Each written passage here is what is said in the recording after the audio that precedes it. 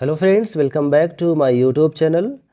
सीधे हम लोग चलते हैं 8वें वेतन आयोग से संबंधित लोकसभा से एक बहुत बड़ी खबर निकल के आई है, उसको हम लोग देख लेते हैं। आप जो है अपडेट्स रहने के लिए यूट्यूब चैनल को सब्सक्राइब कर सकते हैं। भारत सरकार वित्त मंत्रालय व्यय विभाग लोकसभा स्टार्ट क्वेश्चन संख्या 235 17 मार्च की बात है।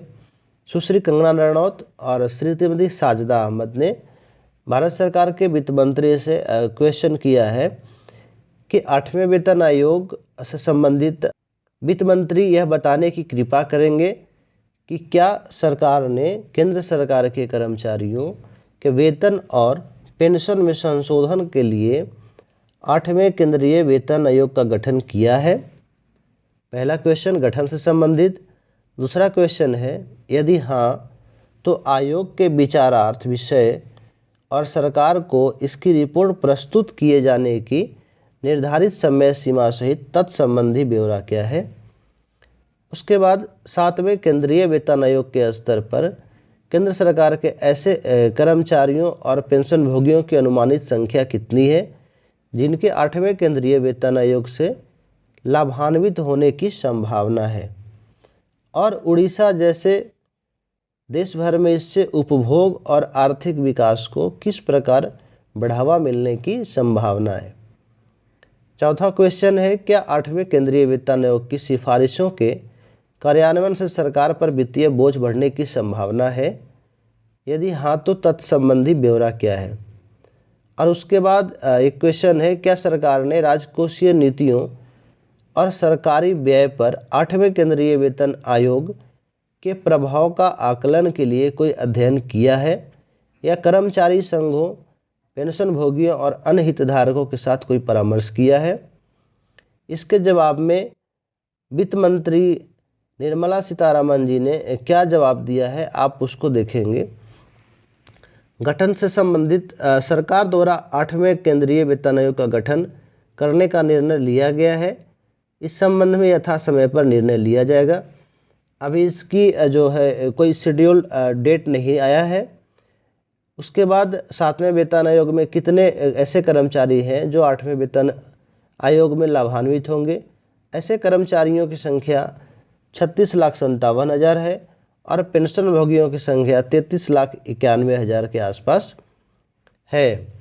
उसके बाद आगे जो क्वेश्चन किया गया था, 8वें केंद्रीय वेतन आयोग द्वारा सिफारिशों किए जाने और सरकार द्वारा उन्हें स्वीकार कर लिए जाने पर 8वें केंद्रीय वेतन आयोग की सिफारिशों के वित्तीय निहितार्थ के बारे में पता चलेगा। अभी जबकि गठन नहीं हुआ है, जब इसकी जो समिति बनेगी वो समिति भारत सरकार को अपनी रिपोर्ट प्रस्तुत करेगी। उसके बाद इसकी जो कैलकुलेशन होगी उसके बाद बताया जाएगा कि कितनी बोझ बढ़ने की संभावना है। विचारार्थ विषय पर रक्षा मंत्रालय, गृह मंत्रालय, कार्मिक एवं प्रशिक्षण विभाग और राज्यों सहित प्रमुख स्टेक होल्डरों से इनपुट मांगे गए हैं।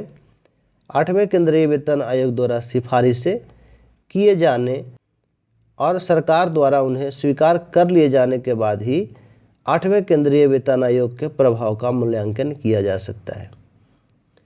ये जो आंसर है वित्त मंत्री ने लोकसभा में कंगना रनौत द्वारा मौखिक प्रश्न के एवज में दिया है। तो 8वें केंद्रीय वेतन आयोग से संबंधित ये अपडेट्स लोकसभा से निकल करके आई है। अभी इसकी गठन की कोई अनुमानित समय नहीं दिया गया है। टर्म ऑफ रेफरेंस पे चर्चा चल रही है। जितने भी टर्म ऑफ रेफरेंस आए डिफरेंट विभाग से, उसमें बहुत सारी ऐसी चीज़ें थी। सबसे पहली बात तो पेंशन को लेकर के की गई थी कि पुरानी पेंशन योजना को बहाल किया जाए। साथ ही साथ 8वें वेतन आयोग में मर्जर ऑफ वायेबल जो स्केल था उसकी बात की गई थी कि जो लेवल 1 जिसकी बेसिक सैलरी 18,000 रुपये है तो लेवल 2 से मर्ज कर दिया जाए ताकि उसकी जो प्रमोशन की चैनल है वो प्रॉपरली खुले। लेवल 3 को लेवल 4 से, लेवल 5 को लेवल 6 से मर्जर करने की बात की गई थी।